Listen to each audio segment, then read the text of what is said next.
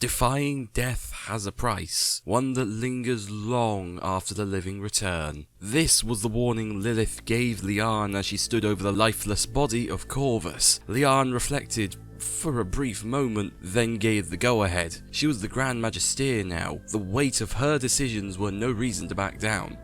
As the blood magic coursed through Corvus's rising body, she only had one thought left in her mind: how she would ensure the deal was worth it. As weeks passed, Corvus would slowly physically recover, unlike his reputation. As far as the public knew, Corvus died a disgrace to the magistrate. Not even his father knew of his survival. This upset him deeply. However, his own shame would prevent him from arguing with Lian's recommendation of maintaining secrecy. She had offered him full forgiveness for his past transgressions, as well as a role in her magistrate, abyssal researcher. As much as he wished he could deny it, it was a fitting task and his only shot at redemption. Plus, it restored his access to the archive, albeit with Ray's supervision. After he collected his materials, he was dispersed to the deep work so Vivian could oversee his work and ensure his previous propensity for mistakes was discouraged. She happily switched sides to assist Lian as it afforded her a way to keep some control and secrets away from House Aiko. As he began to share his knowledge of the Abyss, he had to relive all of the risks he had taken to defend the realm, all the sacrifices he made to match the power Valera called upon her side. His life's work, his defense of his father's magistrate, was now to be used by others.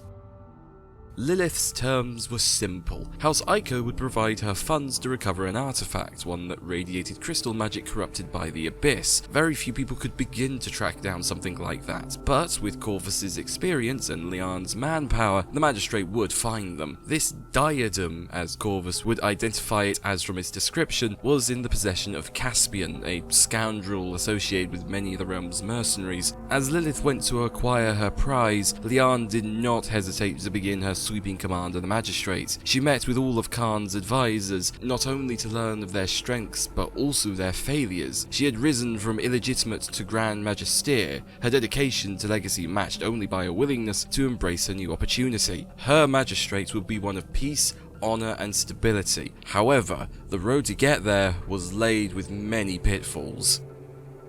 Despite Lian's vision, the magistrate as a force is made up of a wide variety of people, many of whom have seen all the conflict prior and couldn't help but blame others for their strife. The Skardrin took the brunt of this misplaced discrimination, and as a now empowered and unopposed magistrate led to many cases of abuse of their role. Lian, clouded by ambition, took far too long to recognize this, and by the time she began to worry, resistance would return once more in the form of a face she'd long hoped to forget.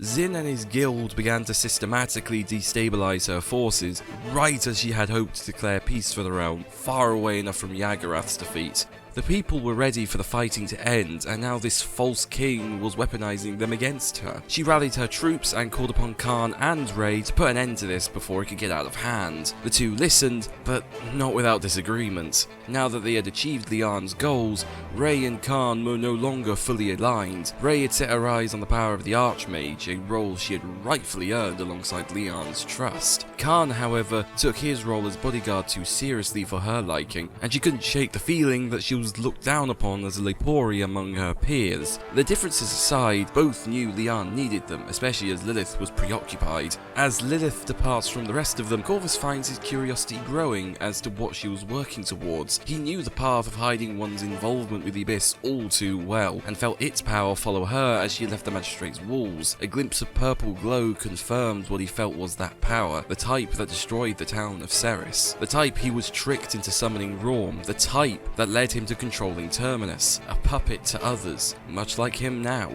Like him, he's always been under others' control. Now, another person was headed to make the same mistakes he had. He was no hero, and he could not stop her.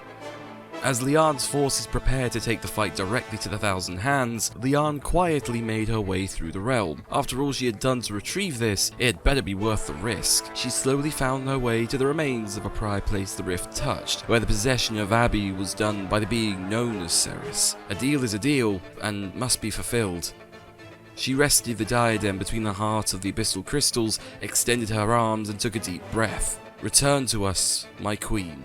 Rise, Nyx.